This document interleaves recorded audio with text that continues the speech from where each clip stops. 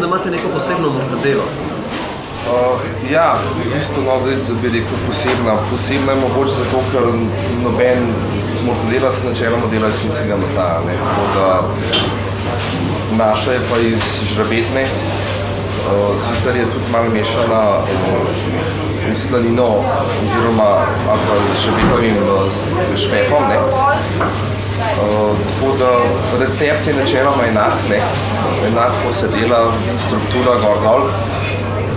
Če pogledate, recimo tale je še celo s pistacijo, tako kot se kupuje drugje.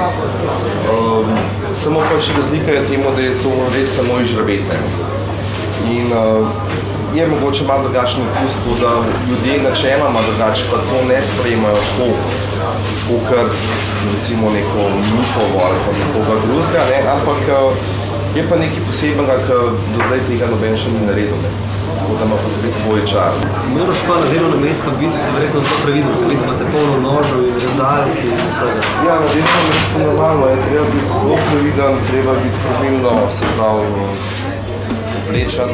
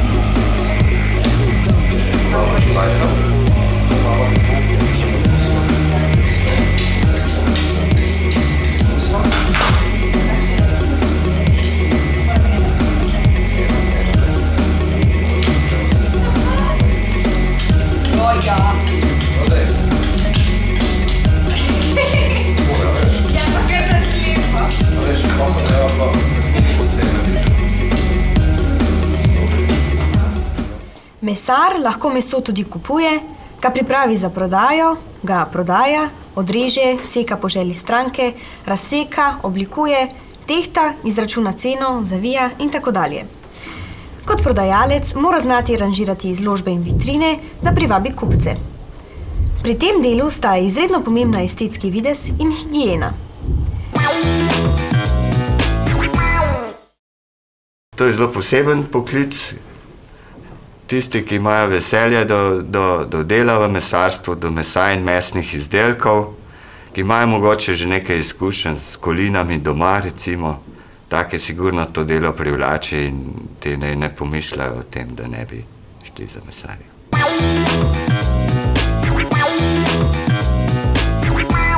A veš kaj, jaz imam pa en piknik zdaj, ta vikend, pa bi rabila eno goro hrenov, oziroma enega mesa. Zdaj ne vem niti, kaj ne izberem. Hrenovko. Ja.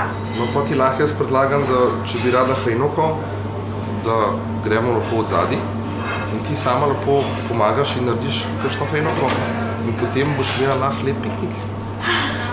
A potem jaz ti hrenovke lahko odnesem s sabo? Ja. Upam, da če se že lepo potrudila, boš lepo odnesla. A ti boš naredila? Se mi kar zdi. Bomo videli v prihodnem delu, če ji bo ratalo. Ej!